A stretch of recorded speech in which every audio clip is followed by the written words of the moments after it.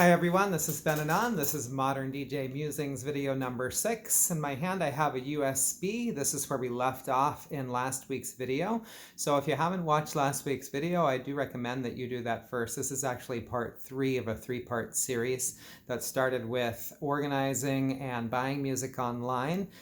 Last week we continued with how to import the music that you buy online into iTunes on your computer, how to organize a playlist by BPM in iTunes, and how to import that playlist from Rekordbox. Finally, how to export that playlist onto your USB and eject your USB is where that video left off. Again, I encourage you to watch those 2 videos before if it's useful to you from the last 2 weeks. Also, please subscribe to my channel and please check the description for all of my other links. So let's get going on this week. This week we're looking at the process of recording your set and also of recording the track list of your set onto the USB. So there will be quite a few steps, and I'm going to be showing you this mixer view for the most part. So first thing, I've got my USB. Here's something really easy. I'm going to put it into the CDJ over here on this side.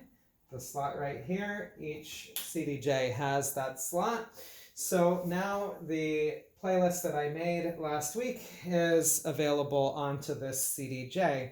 The other thing I want to show you is the link cable. The link cable is just an old Ethernet cable. This is the kind of cable we used to connect to Wi-Fi before we had Wi-Fi. So to connect to high-speed internet when it was still wired, we used an Ethernet cable. Those cables aren't so useful anymore in the modern age of having Wi-Fi everywhere, except for they're really useful to link CDJs. So you need to insert this link cable to where it says link on the left CDJ and do the same thing on the right CDJ. What this allows is it allows the one USB to be read by both CDJs, and that is an advantage when you are playing because it's less confusing. And it's also an advantage when you're playing because this one USB is collecting all the information on the tracks, whether they were played on this CDJ or this CDJ. It's keeping a list of all the tracks you played in order, which is called your track list, and it's automatically generated to your USB as long as you're using only one linked USB.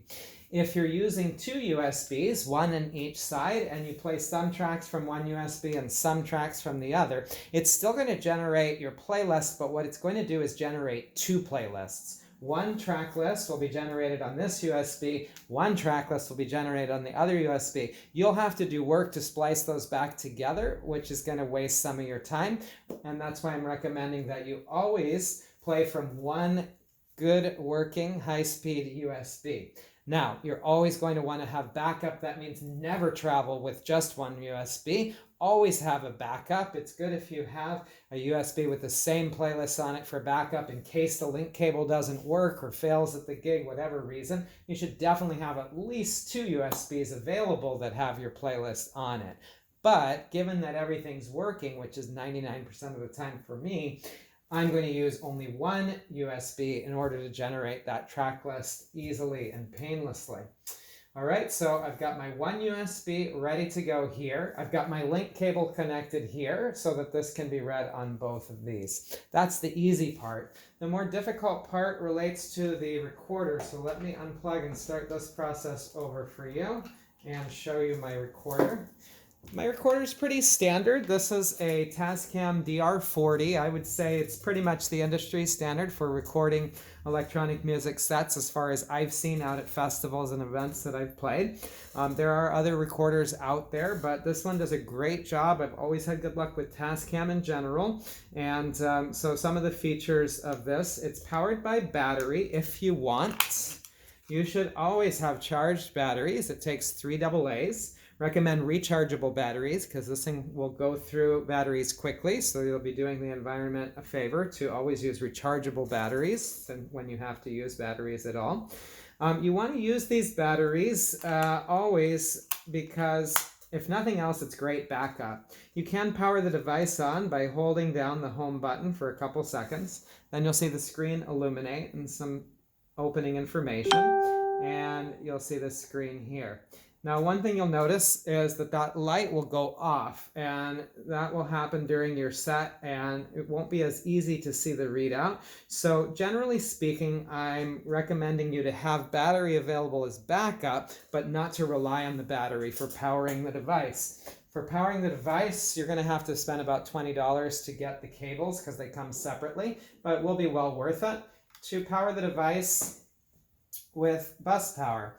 And this way, you're getting electricity from the outlet to power your device. You're not taxing the batteries whatsoever. And you're getting a nice illuminated screen for the whole time that you mix. The reason I like to have a nice illuminated screen the whole time I'm mixing is because this is like a very accurate level readout for me. Whereas I might DJ on a number of different mixers when I'm out at a gig, and they have different ways of reading out the output and the levels. And I don't know that I have the same mixer every time. I don't know that that mixer is set to the same function of showing levels every time. But I know that my recorder is. My recorder goes with me everywhere. Record every gig that I do, every practice set, everything. Absolutely, I always record. And because of that, this is a very good, consistent monitor of my levels for me to use when other things may not be as accurate or may not be set in a familiar way for me.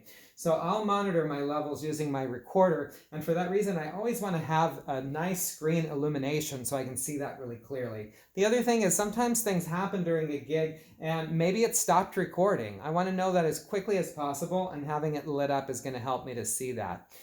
Do always have batteries charged in here as backup, because what happens if the power does go out or if the cable becomes unplugged is it's still going to record as long as I have battery power here, and I'm not going to have any interruption in my set or lose my set because of an interruption to power. So it's really both things are always necessary.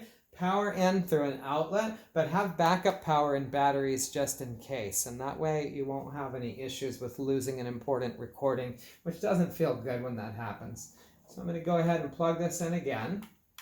A couple other things to pay attention to on the recorder is if I do press record, it will tell me how much time I have remaining on the recording. And that is 3 hours and 22 minutes and 47 seconds. And the reason it's that amount is exactly 2 gigabytes of audio information. So the biggest file this device will record for me is 2 gigabytes at a time. If I run past 3 hours and 22 minutes of recording, it's going to start a new file. There will be no loss of information. The new file will start exactly where the old file ended. But when I import this to my computer, there are going to be 2 files, and I will need to splice them together using Logic or some other mastering program, just simply to line them up exactly together, and that's all there is to it, just to line them up and then to bounce it out as a new file, and then I can have my continuous mix and there won't be any interruption in sound, like I said. So that's what that readout means. The other thing is you have to make sure you always have enough space on the card, because it's very frustrating to start recording and then realize you didn't have enough space on the card to take the whole recording. If you need to delete a recording, you can always do that. The recordings are recorded onto this little card here. There's 2 ways to get this onto your computer. You can do it through a card reader that you stick into the USB slot, or you can do it through a similar cable to this that ends in a USB and that you can plug into your computer as well. I'll show you that process later on in the video. Okay, so everything's pretty ready for recording. If I press the record button, and I'm just going to move to the other side of the decks here. So I've got my record button pressed and ready to go. I've got my playlist on the CDJ, which you won't be able to see exactly, but you'll trust me that. MDJM Video 6 playlist is here. And I've just taken a small section of my new tracks from a couple weeks ago that I happen to have also taken a recording from up there of me DJing, so I can put these together a little bit later. And so I'm just using, in this example, 9 tracks, which were on that 38-minute section of my mix. And so first I'm going to press record, because it's just going to monitor it first and give you an idea of the levels coming in. Oh, we did skip a step here, and that is that there's no cable running into the recorder. So good thing we caught that, because it won't be recording anything without that. Got a couple of connections, of course, to think about. We talked about the power connection. Well, the other one is the signal coming in from the mixer. So in this case, there are a few ways to do this. You need the signal to go out from the mixer and into the recorder. So that means we need to find outs on the mixer. If you'll notice over here, the main out is taken by the rather large sound system we have in our place here. Both booth outs, left and right, are also taken. That's for the DJ monitors that you see back there, which help me to mix. And the only thing that I'm left with on this particular mixer, which is a Rain 68 and not a common mixer at all, the only thing on this mixer left is called the session out. That's fine. On other mixers, like the Pioneer mixers, it actually says record out. If you can find one that says record out, that's the best one to use. I've not had a problem using session out, main out 1, main out 2. As long as it's an out, I've had pretty good luck with getting high quality recordings from it. Anyway, one part of the cable needs to go. This case is an RCA, dual RCA cable, and that's going from the session out in this case, and it's going to go into the actual recorder. And this ensures that we're going to get signal going from the mixer into the recorder, so that when I press record,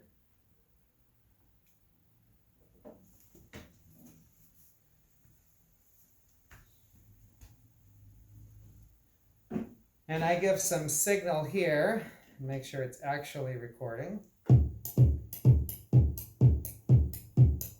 And that signal should be picked up by the recording.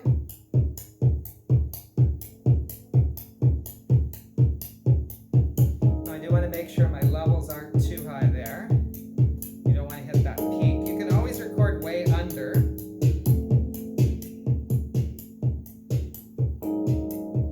And you can always bring a level up later. What you can't do is fix distortion. So if you record it too hot, you can't do anything to make that sound quality better. If you record it too low, all you have to do is raise the volume up with a gain or a similar function, and you won't have any loss of quality. But if you try to take a distorted recording that was recorded too high, you'll never really be able to fully get rid of that. Okay? So that's it for this portion of Modern DJ Musings on the mixer. I'm going to show you what happens at the end of this. So let's say I've finished my mix. There is a stop button here. Press stop on the recorder. There's also a USB stop button here on the CDJ. That's now ejected my USB.